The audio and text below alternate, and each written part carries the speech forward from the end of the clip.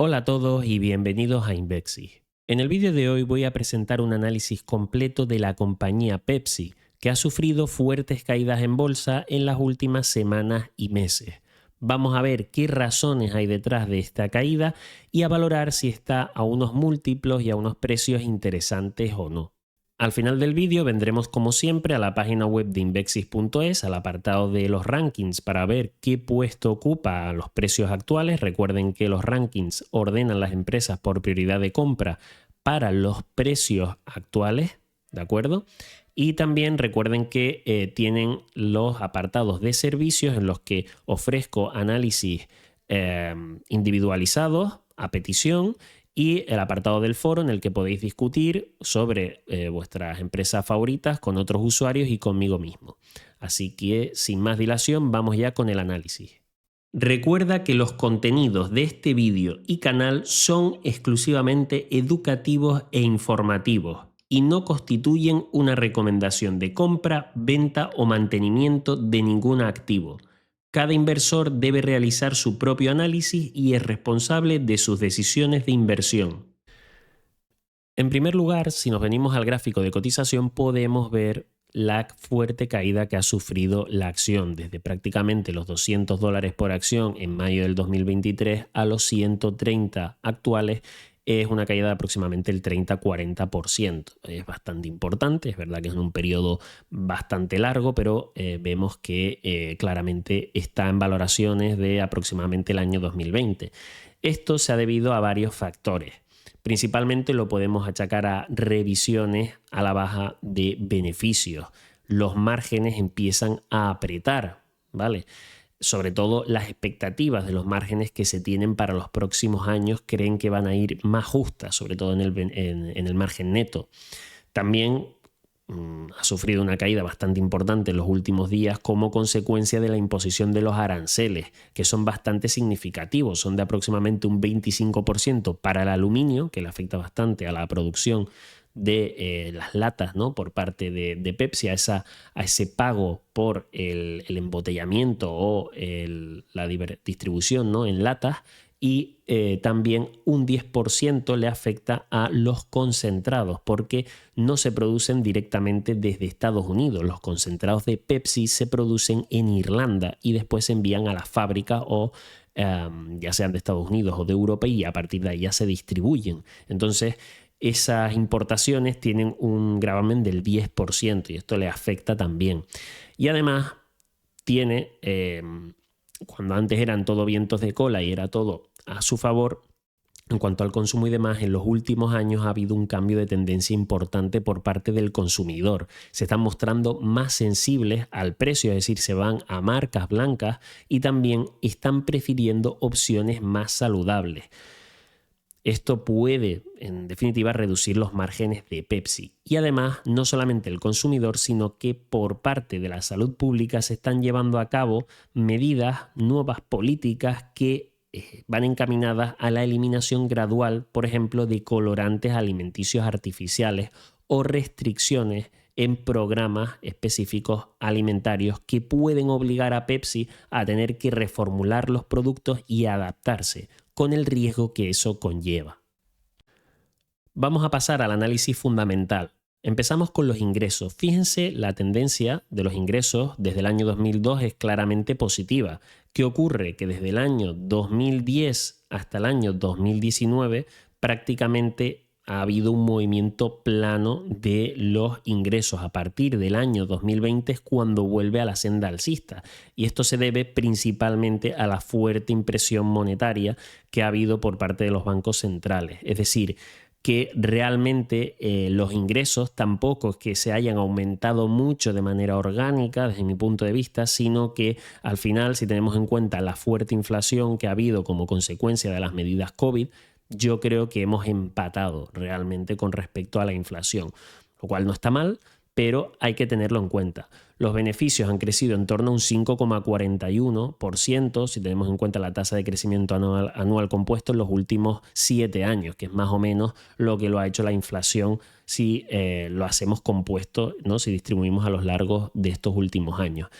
En cuanto a los márgenes brutos, vemos que son muy buenos, son brutales, de en torno al 50% y bastante estables a lo largo del tiempo. Fíjense que no se han visto afectados ni por la crisis del año 2008 ni la del año 2020, es decir, que son muy rápidos, son muy resilientes ajustando esos márgenes operativos. Sí es verdad que el mercado está descontando cierta restricción en estos márgenes como consecuencia de la aprobación de los aranceles, que pueden afectar, pueden impactar bastante fuerte en Pepsi. La razón es simplemente que una parte muy importante de la producción de esos concentrados, como dije anteriormente, está situada en Irlanda, porque tiene ciertas ventajas, como por ejemplo tasas impositivas corporativas más bajas que si se realiza en otros lugares de Europa o de Estados Unidos, y además tiene la ventaja estratégica de realizar la logística directamente, esa distribución de los productos a Europa. Claro, si se aprueban unos aranceles puede hacer que aumenten los costes de importación y por tanto puede afectar a la rentabilidad final. Un gasto muy importante en Pepsi, al igual que en Coca-Cola, es el del marketing, el de la publicidad, que es de en torno al 30-40%, pero lo lleva siendo así en los últimos 20-25 años.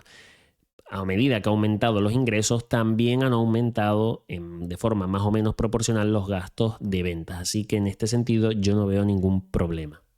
En cuanto a los intereses de la deuda, veremos después que la deuda sí que ha aumentado en los últimos años, sobre todo a partir del año 2010, en el que se hicieron una serie de adquisiciones como embotelladoras, algunas adquisiciones en Rusia y demás, que le hizo aumentar bastante la deuda y bajar ligeramente la rentabilidad. Entonces esto sí que se ha visto afectado, pero fíjense que los intereses de la deuda se han mantenido estables a lo largo del tiempo, incluso relativamente a los ingresos, a los beneficios que genera, se ha reducido. Veremos después la importancia que tiene la deuda, pero en cuanto a los intereses no se le puede reprochar nada, se han repartido muy bien a lo largo de estos últimos años. En cuanto a los beneficios netos, me ha parecido que está correcto, en torno al 10% para el tipo de industria que es. Verdad que Coca-Cola tiene unos márgenes más holgados, pero sí que tenemos ese margen para que no tengamos que vernos tan apurados en caso de aumento de la inflación, ¿no? Aumento de los costes o de aprobación de algún tipo de regulación que pueda habernos disminuido los márgenes y por tanto vernos en apuros. No es algo tan crítico, tenemos un 10% para reaccionar, que esto siempre me gusta verlo. Y aquí ya entramos en uno de los puntos calientes del análisis, que es el payout. Fíjense cómo el payout sí que ha aumentado en los últimos 20 años considerablemente. En el año 2004, 2005, es decir, hace 20 años estaba en torno al 30-40% y actualmente estamos a un 75%. Esto sí que hay que tenerlo muy en cuenta. Es una empresa que es Dividend King, que lleva aumentando los dividendos considerablemente. Es más, si nos venimos a el informe anual, bueno, realmente a la presentación de los resultados, podemos ver lo siguiente, podemos ver cómo ha aumentado aproximadamente con una tasa de interés compuesta anual del 7,5% los dividendos en los últimos 15 años. Pero esto tiene sus consecuencias y son las que estamos viendo, que hemos pasado de unos dividendos del 30-40% al 75%. Es verdad que es verdad que los últimos 7 años aproximadamente están planos, a pesar de que los siguen aumentando a esa tasa de un 6-7%. El payout está plano, es decir, los beneficios han aumentado conforme a ese payout, pero nos estamos viendo un poco asfixiados con el dividendo. Un dividendo del 75 con los riesgos potenciales que tiene Pepsi, hay que tener cuidado y barajar la posibilidad, y después respaldaré este argumento con más datos, pero hay que tener la posibilidad de que en los próximos años seguramente Pepsi no tenga un crecimiento tan importante del dividendo del 6-7%, sino que se estanque. Y eso hay que tenerlo en cuenta. Actualmente está dando un 4%. Tenemos que barajar muy fuertemente la posibilidad de que en los próximos 5 años, incluso 10 años, su crecimiento no supere el 5% de los dividendos. Es decir, que empatemos a lo mejor con la inflación y en algún momento nos quedemos incluso por debajo. De ahí a que realice algún recorte del dividendo, yo lo veo difícil porque es un dividend king y podría incluso llegar a endeudarse ligeramente para pagar este dividendo. Lo veremos posteriormente, pero lo que sí que tenemos que tener claro es qué empresa tenemos entre manos. Una empresa que está pagando un muy buen dividendo, pero que se está viendo un poco apurada en cuanto a ese payout. Con los riesgos que estamos asumiendo, si viene finalmente una crisis importante, si hay medidas contra este tipo de productos que no son tan bienes básicos, ¿vale? Muchas veces se considera que pertenece al sector de la alimentación básica. Pepsi tiene una parte muy importante de sus productos que son más bien consumo discrecional y que son claramente, digamos, prescindibles, ¿no? En momentos de crisis importantes. Entonces, cuidado con tener un margen tan estrecho en cuanto al payout.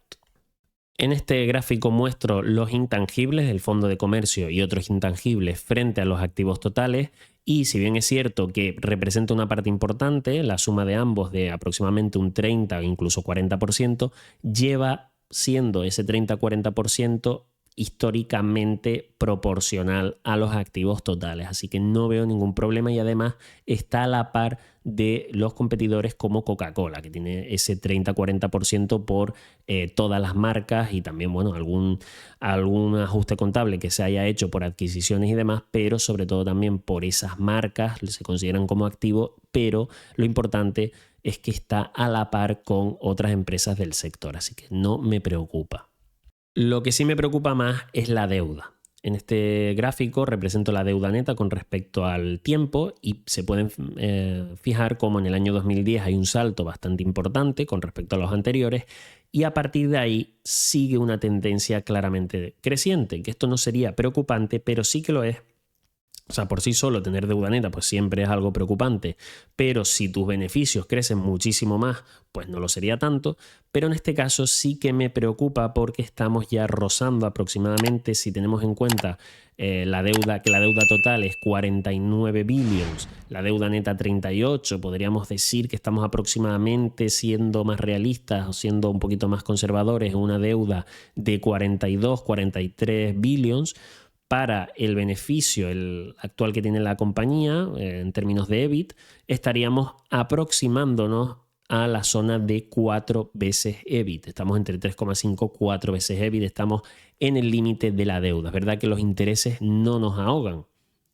De hecho, si nos venimos a la deuda que tiene la empresa asumida para los próximos años, podemos ver cómo está bastante bien repartida y tenemos mayor cantidad de deuda, sobre todo a partir del año 2030 acumulada, como suele ser lo habitual. Y además los porcentajes pues también los veo bastante bien repartidos. Sí es verdad que tenemos unos intereses un poquito más altos en el año 2029, pero al final las cantidades pues no son muy excesivas y los intereses yo creo que son bastante pagables. Ya lo hemos visto anteriormente, los intereses de la deuda no es algo que nos asfixiara, pero sí que es para tener en cuenta el monto total de deuda en el que estamos incurriendo. ¿Y por qué no me gusta, por lo tanto, la deuda a pesar de que más o menos pueda ser pagable? Porque fíjense lo que ha pasado con los fondos propios y también lo pueden ver con el beneficio no distribuido, cómo se ha venido abajo desde el año 2013 hasta el año 2016 en aproximadamente un 50%. Ahora mismo lleva una tendencia creciente desde ese año, pero se ha visto fuertemente afectado. ¿Y esto a qué se debe? Pues si vamos al siguiente gráfico podemos ver cómo el dinero del flujo de caja libre, tengo aquí representado, podemos ver cómo se ha destinado una parte muy importante precisamente a partir de esos años a la recompra comunes de acciones. Fíjense cómo se ha disparado en estos 2 años, años 2014, 2015 y demás, cuando la compañía, además, si nos fuéramos al gráfico, después lo veremos, en estos años no estaba a precios especialmente baratos, es decir, que se ha llevado a cabo recompra de acciones en momentos no especialmente óptimos. ¿Por qué? Pues porque no se ha querido dejar atrás en cuanto a rentabilidad total a esta empresa, es decir, reparto mucho dividendo, crezco mucho en cotización y de cara a la galería doy la sensación de que soy la bomba, de que crezco muchísimo y de que soy una mina de crear dinero. Mientras que por dentro te estás cargando de deuda y estás dedicando tu flujo de caja a recompras de acciones en momentos que no son adecuados y al pago de dividendos por encima de tus posibilidades. De hecho, si nos venimos al último año, este año 2024, el flujo de caja libre es de 7,2 y los dividendos pagados ya de por sí son de 7,2. Es decir, todo el flujo de caja lo estás dedicando al pago de dividendos. ¿Qué te queda para la recompra de acciones? No puedes sacar esos ese billón, ¿no? Esos 1.000 millones que te hace falta para la recompra de acciones. No tienes dónde sacarlo. ¿Qué tienes que hacer? Incurrir a deuda. Es así. Entonces, esta empresa, pues sí que podría haber hecho, posiblemente, todas las empresas intentan hacerlo lo mejor posible, ¿no? Pero en este caso, pues sí que se ha preferido optar por un mayor retorno general para el accionista a corto plazo, pero a largo plazo, en cuanto al balance, se está viendo un ligero deterioro que por lo menos hay que vigilar, hay que tenerlo en cuenta y hay que saber lo que tenemos entre manos, porque eso al final es lo que nos dará la tranquilidad para mantener o no esta empresa. Si esta empresa pasara por un periodo complicado en el que, ya sea bien por la regulación, por los aranceles, por el cambio de la tendencia de los consumidores y tuviera que hacer fuertes inversiones o adaptaciones en su modelo de negocio, como es previsible que lo haga, ¿no?, en los próximos años, y por eso ya le está perjudicando un poco la cotización, los accionistas, los inversores, puede ser que se vea bastante limitada y en algún momento tenga que estancar su dividendo o aumentarlo muy poco o incluso recortarlo para llegar a no estar en una situación peor, porque si sigue con esta tendencia de crecimiento de deuda, aunque el beneficio está más o menos creciendo en los últimos años, sobre todo como consecuencia de las políticas monetarias, pero que sí que está creciendo ligeramente y tal, es verdad que se espera estancamiento para este año y esto es lo que ha creado cierta incertidumbre a los inversores. Entonces, saber qué tenemos entre manos es lo importante en este caso. Otro parámetro que me gusta analizar y comparar es el retorno total de esta inversión. Está en torno actualmente al 20%, con lo cual me parece que es una empresa que tiene barreras de entrada y que además llevan siendo sólidas desde hace muchos años. Es verdad que desde la adquisición ha bajado y quizás en ese momento pues no fue la mejor decisión, pero a partir de ahí lleva manteniendo una rentabilidad sólida en todos estos años, buena, y esto quiere decir que tiene barreras de entrada. Y estas son las empresas que a mí me gusta buscar para el largo plazo.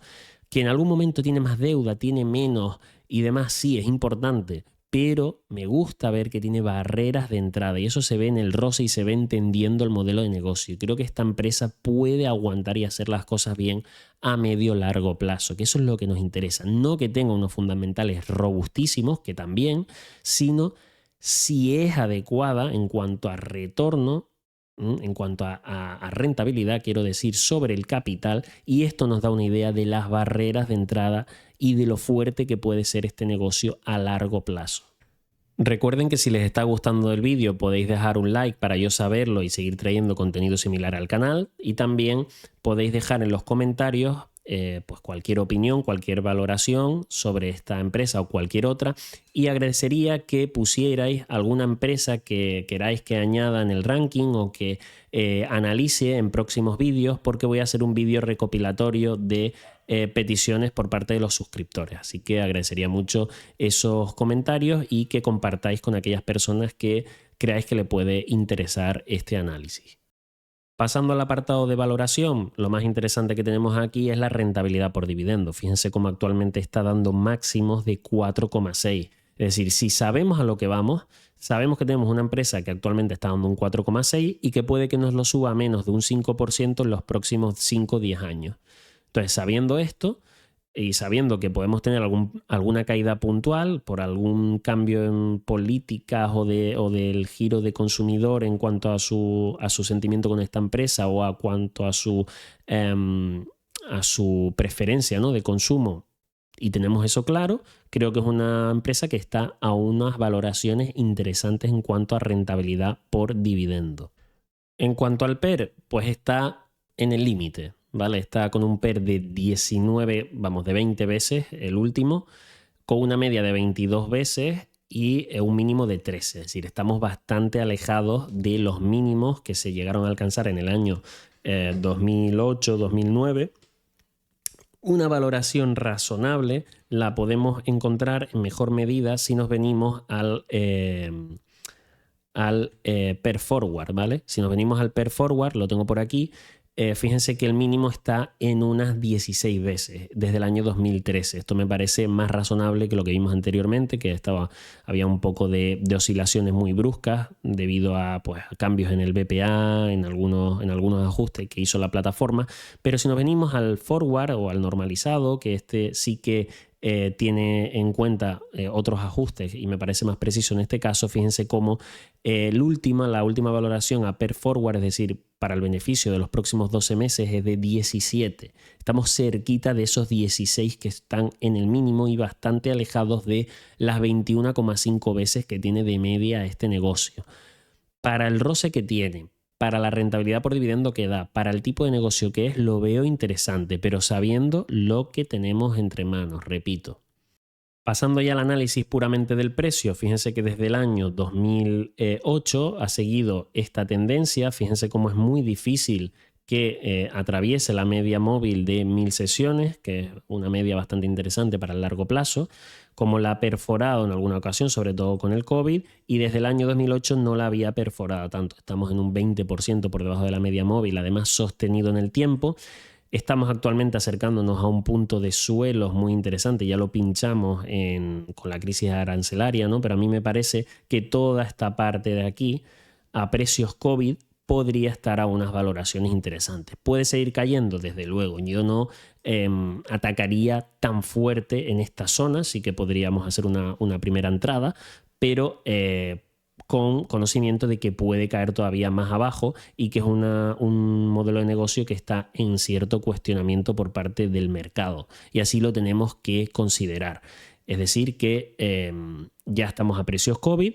Ya saben que nada de lo que digo es recomendación de compra, pero bajo mi punto de vista, a mí me parece que a valoraciones de 133 para abajo puede ser un momento interesante para ir adquiriendo cierta posición. Si queremos más o menos un 3-4% en Pepsi como máximo, pues por estas zonas de aquí podemos cargar un 1-1,5 esperando a que baje. Si baja, pues podemos seguir cargando por estas zonas de aquí, y si no, pues ya tenemos un 1,5% de nuestra cartera, incluso 2%, que nos está dando un 4% metiendo inflación, y que me parece que es un negocio robusto y válido para el largo plazo. Teniendo en cuenta todos los detalles que hemos hablado en este vídeo, actualmente Pepsi se sitúa en el puesto 10 del ranking. Está bastante arriba, solo hay 10 empresas por delante de ella a valoraciones actuales, con una puntuación de un 5,5, es decir, está aprobada para el largo plazo, y con una puntuación de calidad bastante alta, ¿vale? Tiene un 6,5, esto es una puntuación bastante elevada, ¿vale? Pocas empresas están en estos niveles, hay empresas que tienen mayor puntuación de calidad, pero por esta parte está más que aprobada. Y en cuanto al precio, actualmente está prácticamente ahí, ¿vale? Está en un 4,3 que le da el aprobado, pero sí que yo esperaría a que esto estuviera aprobado. Ya yo creo que, hombre, la diferencia no va a ser tanta, ¿no? Pero a mí me gusta comprar en suelos. Tenemos que intentar arañar toda la rentabilidad que podamos. Entonces yo esperaría, ya saben que esto no es recomendación de compra ni de ningún tipo de operación, pero particularmente yo voy a esperar a que llegue a la zona de 130, 132, 33, por esa zona, que es donde se marca claramente el suelo, de 133 a 128 aproximadamente, es donde hay una zona de suelo. A partir de ahí rompe y se va a zonas más bajas de suelos de COVID, ¿no? Se iría a buscar otro suelo, y cuando eso ocurra, se iluminará esto de aquí, ¿vale? Veremos que está en verde y por tanto será momento ideal desde el punto de vista técnico para la compra, y también veremos un aumento de la puntuación del precio. Seguramente se vaya a zonas de 5 con esa entrada en zona de soportes, y veremos que se alcanzan a lo mejor puntuaciones de incluso un 6, que ya es una puntuación verdaderamente buena para el largo plazo. Estar atentos a ver si ocurre. Tenéis ahí la página web para entrar siempre que queráis y lo dicho, si os ha gustado podéis darle un like para yo saberlo y dejar en los comentarios cualquier empresa que queráis que analice en próximos vídeos porque voy a tener un vídeo relacionado. Nada más y nos vemos en el próximo vídeo. Chao.